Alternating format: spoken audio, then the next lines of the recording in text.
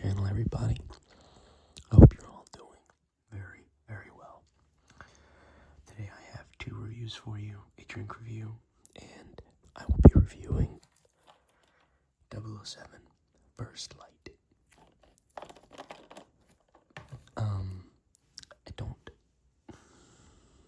I have to decide before I start talking if I want to talk spoilers. We won't talk spoilers. I won't do that. It's a little early. I mean, it's been a week or two roundabouts, but you know what? I can hold off. I want to talk about this game forever, so I'll gladly do another video covering spoilers if you're interested, but otherwise, I'll keep it vague. But yeah, we'll go ahead and get started with the drink. I've already kind of tucked into this a little bit, but this is by far, I'm just gonna tell you now, it's my favorite C4 flavor. I was torn between the Jolly Rancher green apple and the watermelon. However, this one has won out. I'm consistently loving this flavor. As of right now, my favorite zero sugar energy drinks have been the Jolly Rancher green apple. I'm blanking on the flavor, but that blue can of Monster Zero Sugar, my friends endearingly call it Smurf Piss, but I don't remember what it's actually called. It's like blue pineapple. I don't know. I don't remember, but it's great. And then the orange creamsicle rain. That used to be my go-to because they had a lot more of them when we lived in Virginia. Now I can't find them. My goodness. I had to cut the video right there because my fiance's guitar is right here on the side of this dresser I'm recording on, and I kicked it, and it scared the fuck out of me. So moving on from that, I have put the guitar somewhere else. So, yeah, let's go ahead and start sipping on it.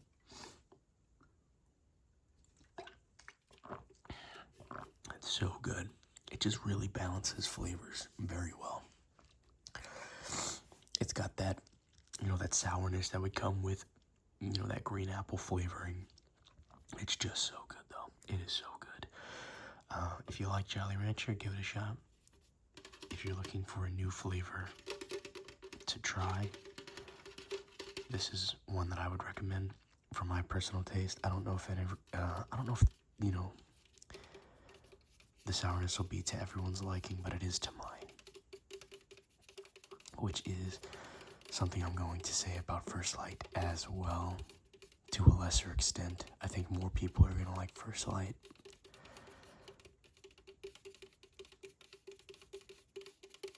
Sorry, I like that sound. But yeah, this is fantastic. I'll give it an official ranking later, but you could probably already guess what it's going to be. So, putting it in my top 3 is pretty telling in my opinion. So, without further ado, or kicking any more guitars, let's go ahead and get started talking about 007 First Light.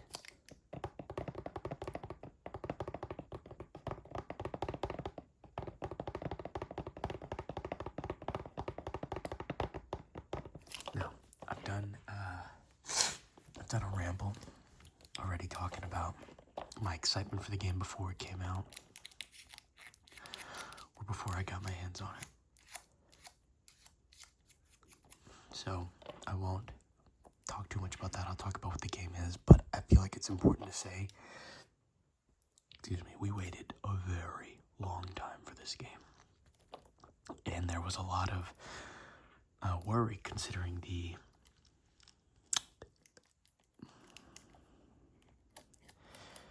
I don't want to say they're trash, but the last few Bond games were not good. And that's partially why it took 15 years before we got the next one, First Light. I mean, they did have 007 Cypher in the Apple Arcade, but I was not playing that. I would have if it wasn't on Apple Arcade. Like if it was just some cheap throwaway shovelware on the Switch or something, I would have gotten it, but I'm not paying for Apple Arcade. Anyway, this is the first real game we've gotten, so there was a lot riding on it, and I just want to say everything is so well crafted, in my opinion. There are a lot of people praising this game. I think it has its flaws like any game, but for what I wanted it to be, me personally, it takes everything and more, minus one big thing, which we'll get to at the end. So I have two rankings for this game. There's the ranking I give it out of 10 for what it is. And then there's the ranking I give it for what I think it's missing. I know that sounds weird, but I will explain. This is a single player only game. You can play it without Wi-Fi. Unlike Hitman, just like Hitman, it won't check like leaderboards and stuff, but from what I can tell, it doesn't actually affect the gameplay in First Light at all if you play offline, outside of not getting updates and stuff. But anyway, you'll also see that I did an unboxing on this for this game, the Collector's Edition, a few, I don't know when this video will be going up. I think it's gonna be a little later, so in the past, it will have already been put up, but yeah, so I talk a bit about it there, but the gameplay is just so fun. When the game was first coming out, there was talk about it being a Hitman clone, and honestly, I was okay with that, because I love Hitman, if you didn't know, but it's really not. It's more Uncharted than it is Hitman. I've never played Uncharted, but I went back and watched some gameplay and talked to my friends about it who had played Uncharted to see if they agreed with the sentiment. And based on what I could tell from our conversations and what I saw for myself, it's more Uncharted than it is Hitman. Like, you get some stealth mechanics, but some of the big stuff with Hitman, disguises, and like maneuvering around the map, like crouching, using cover, climbing, shuffling across ledges and stuff. That stuff's here, but not much. Like, there is more. Like, you can't move bodies, you can't hide bodies, you can't put on an extensive amount of disguises. Like, there's only like a select few items that you can use as disguises, and they're only for short periods of like the map that you can use them. And when you go into the challenge modes, they're either not there or just like they don't actually matter. So it's not like Hitman in that regard, where the point is to play stealthily. Like, this game is clearly, they lean more towards you're going to get into fist fights, you're going to get caught, because Bond would get caught a lot. It's how you get out of those situations that it's more, it kind of stands on its own. I was gonna say fisticuffs, but that sounds weird. The hand-to-hand combat I find is very satisfying, but it took some time for me. As a Batman Arkham player, I was trying to punch a lot faster than I was actually able to, and I wasn't countering enough. And I play on the intended difficulty. You cannot take many hits. You can take like 3 hits, and then you're done. The purest difficulty, it's like 1 or 2. And the problem is, you can't counter a grab. And I often would hit the wrong button. So yeah, there's a lot. You gotta get used to it. And in my opinion, the biggest flaw with the hand-to-hand combat system is a lot of these fights take place in tight spaces, and the camera can kind of just go somewhere where it's not helping you, and then someone is trying to attack you off screen, but you don't see the icon, and then some guy just grabs you, and that's all you needed. You were 1 hit away from dying at that point. So it's like, I've lost a lot of fights because I wasn't keeping my camera and my eyes on certain people, and the camera would just kind of shift to where I'm not seeing them anyway. Sorry, I'm all stuffily. It's raining outside. But anyway, that's my biggest flaw with it. But the problem is, I can't really complain about that, because now that I've gotten used to it, I'm finding that I'm not getting in those situations as often. Like, I know how to keep the camera. Like, it's just something I had to practice doing. If I let the camera automatically move, yeah, I'm gonna lose them. But if I move the damn camera myself, for the most part, I don't find myself in those situations anymore. So, skill issue, more than likely. But like I said, because the fights are in tight spaces when you're first learning, in my experience, that was one of my learning curves. And the stuff is different from Hitman in a lot of ways. You got bluffing, you got the ability to lure people towards you. And I mean, you can kind of do that in Hitman, but you do it differently. Like, you don't actually call out to them very often. And you can't bluff at all. So it feels like they just replaced the disguise system with the bluffing. Like, that seems to be like the biggest difference in stealth, in my opinion. Outside of the gadgets, you can interact with the environment a lot using the gadgets. My personal favorites for the story mode were the dart pen, the dart phone, the missile pen, and the laser strap. I didn't use the camera or the smoke at all in my first playthrough. Or the flashbang, the flash mine. I don't know why. I think I was just getting comfortable with the layout I had, and I didn't want to be instinctively hitting buttons and it's not doing what I thought it was going to do because I switched gadgets or mapped them to the wrong thing. So I just went with the same equipment. On these I've started replaying certain missions, and I've gone and completed all the like the tactical simulation modes, and I've used the other equipment, and I'm like, that would have made so much of this game easier if I was actually integrating different equipment. That said, the missile pen is so fun. It is by far the most satisfying. And I do like the laser strap blinding people. It's a very good way to unlock doors and stuff. So yeah, I find that there's a lot to enjoy about this.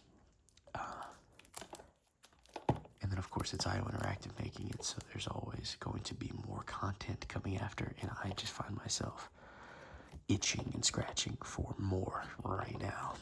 There is a decent amount to the game. However, at first I was like, no, this is a good amount for a story. And then I went to the tax sim mode, and I'm like, oh, there's really not a lot. I joined Hitman, like the fan base, after Hitman 3 was becoming World of Assassination, and I didn't realize just how lucky I was for that, because there was so much content. So all that I can see when I look at First Light now is what it could be after some time with IO Interactive just cooking in the background, but we're not there yet. So to look at the tax sim mode, there's not much. There's 5 escalations and 2 operations. I think there might be 6 escalations, but I think it's 5.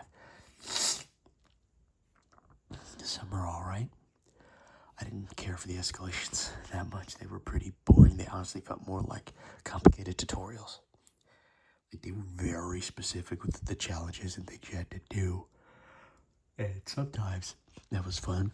Sometimes it was just not. Some of them I really did enjoy, but I'm blanking on the names. So I'm not going to bother talking about that right now. But yeah, so far the biggest replay value that they have are the challenges. I hope that they add more, because there are some missions that don't have challenges because they're kind of like the filler or the interludes. I feel like you can add 1 or 2 to some of those, like there's some small interactions you can have, just a reason to go back and look at some of those interludes. But I mean, I get why they didn't do that, but I think I was hoping the tax sim would have more replay value than it does, is what I'm saying. Like, really the only reason I keep going back now that I've beaten all the tax sim is for to complete those challenges 100% the game. So it's, I am getting there. I'm not quite there yet. I'm at 100%, I think, 4 of the 10 missions, counting getting the collectibles and completing all the challenges and everything. But I think once they start adding content to tax sim, that's where the replay value is going to be. And I was just kind of hoping there'd be more upfront. But there's a lot they could do. There is so much that they could do with it, and I'm very excited. I'm going to put out some of my ideas at the end of the video as well for tax sim, like my wish list for it. I was going to do that as a separate video, but I don't think you guys want to see me talk about First Light for 8 videos. So, well, maybe you do. I don't know.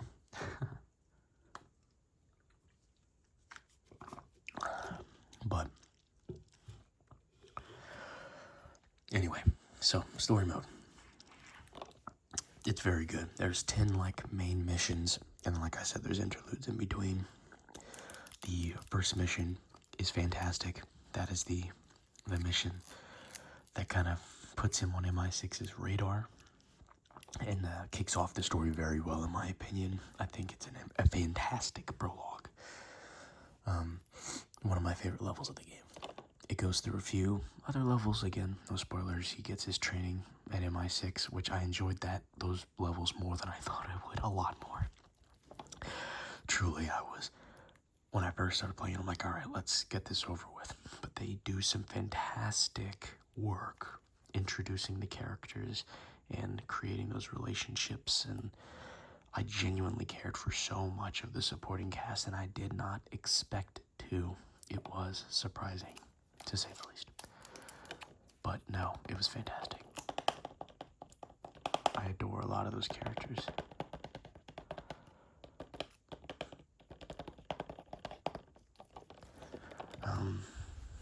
I do hope that when they do sequels, we get to see some of them back.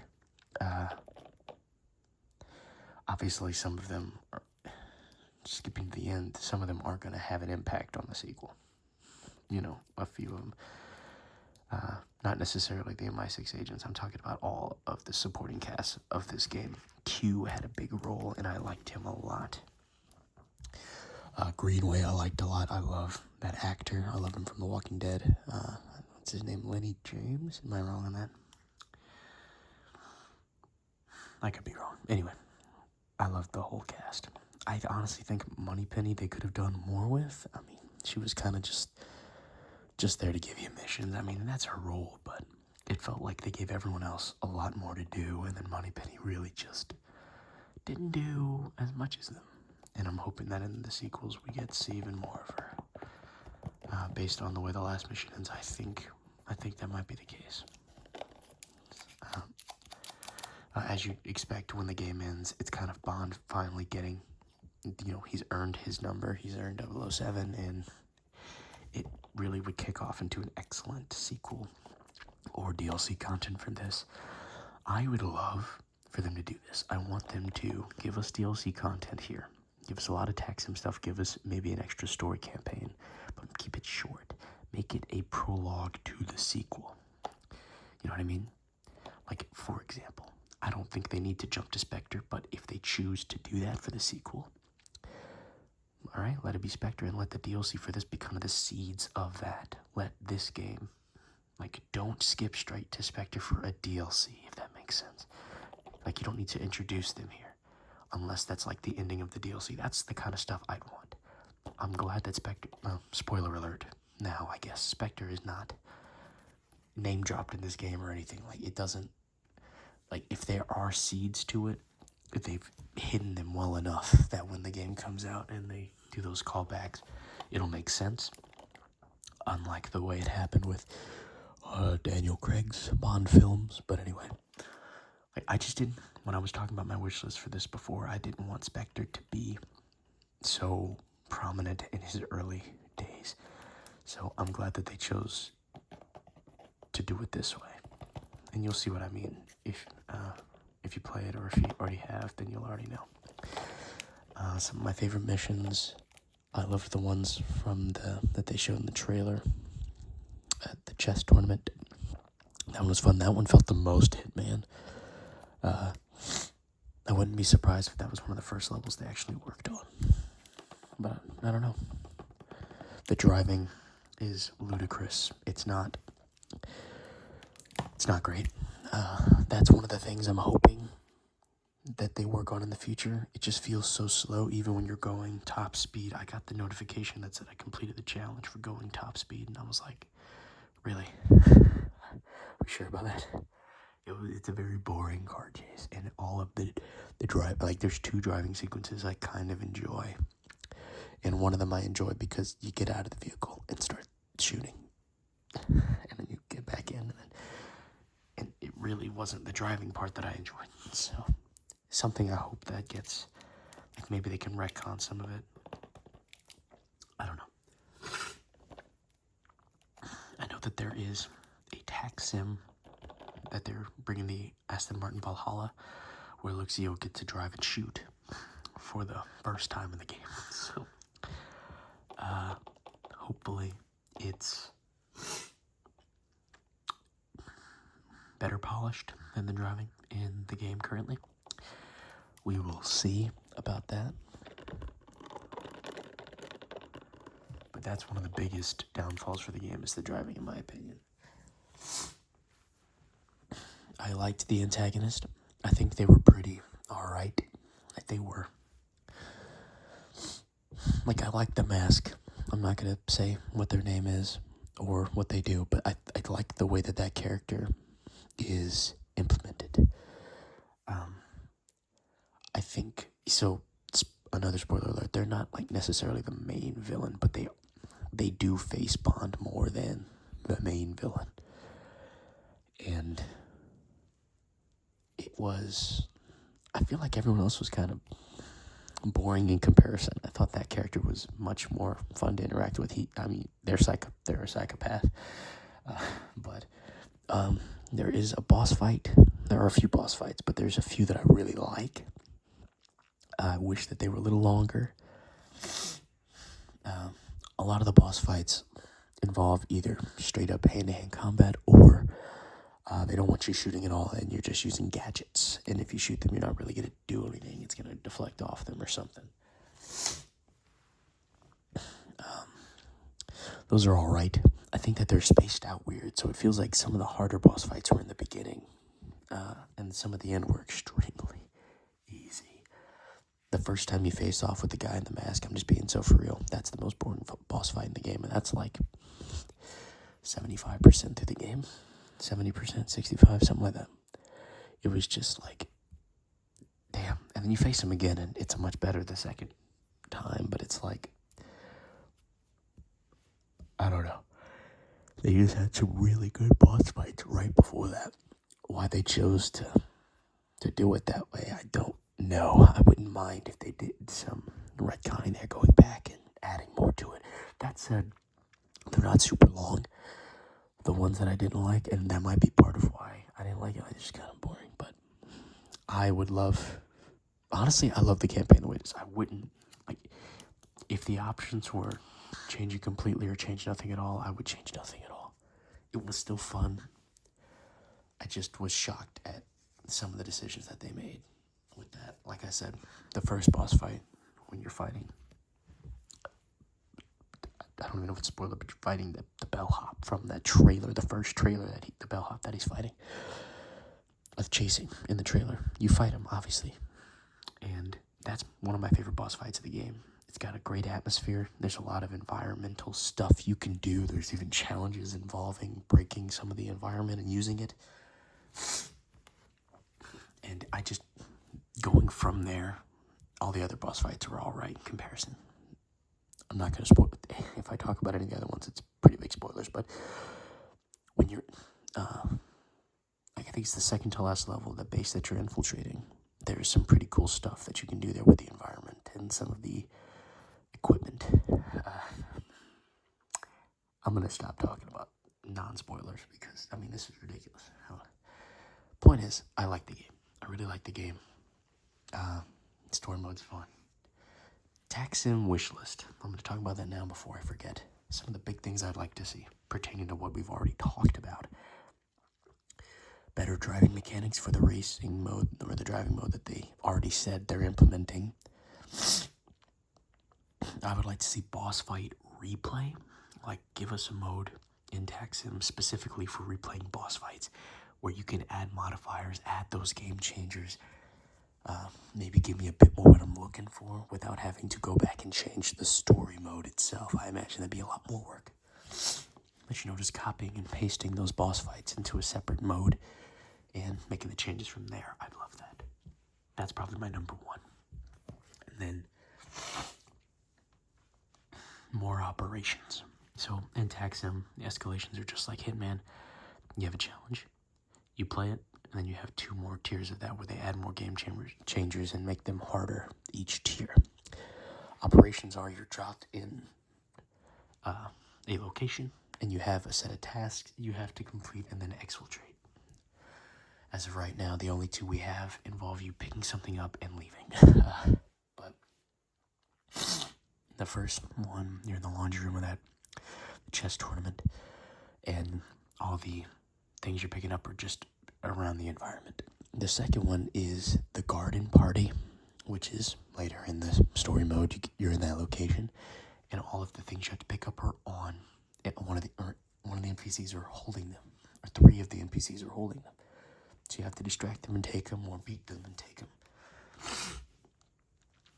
That's my personal favorite operation right now, but I played it a bit too much.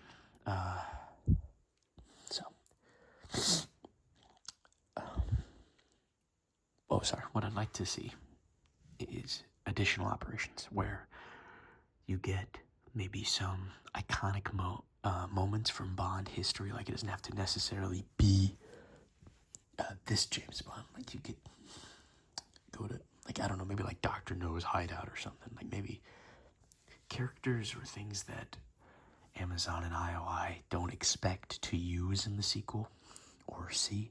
Like, you can just make tax emissions out of those iconic moments and just make an operation out of it. They may not do that. It's fine.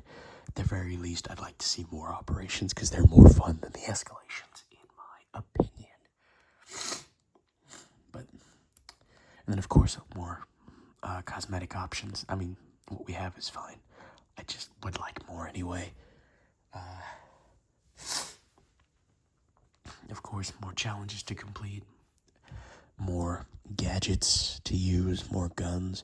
I want them to add the gilded skin to the suppressed service pistol, because right now you can only use the golden skin on the unsuppressed pistol, and it's like, sure, but I would really like it to be on the suppressed pistol. I want to use that one half the time. Be a lot more helpful. But anyway, just more. That's all that I want. I want to see more. As of right now, there is a decent amount of content, but I think there is a lot of room for more. Anyway, the biggest thing that I think this game is missing, and this is what I was talking about at the beginning of the video, is multiplayer.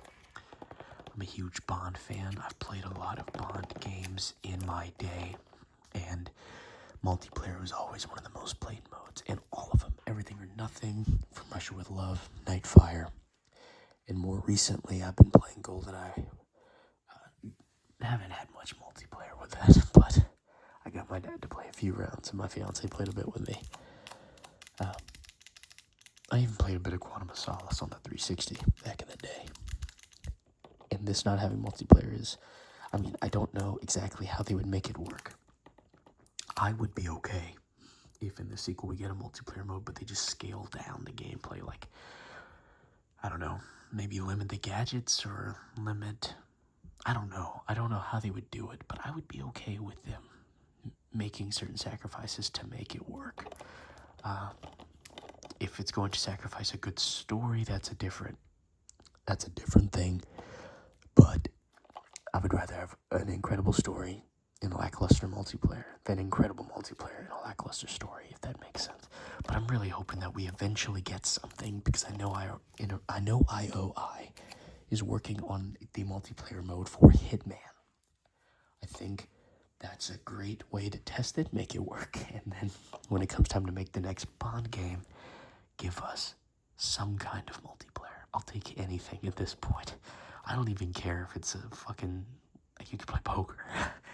It's the Casino Royale multiplayer mode. You can play digital poker. Honestly, at this point, I'll take it. But anyway, so without the multiplayer, I think it's a huge hit. And I would drop this to probably an 8.5.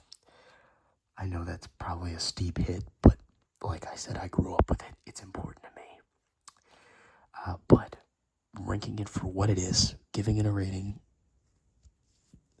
as a game itself, and not an all-encompassing experience, because not all games do that anymore, I'm giving this a 9.9. It's got its flaws, but to me, its pros outweigh all of it. It's so much fun. I highly recommend it to anyone interested in picking it up. Same with this drink. I'm giving this a 10 out of 10. I think I've rambled for way too long. Anyway, so thank you all for stopping by. I hope you enjoyed. Remember to like, subscribe, comment, tell me how you feel, and let me know what other games you'd like to see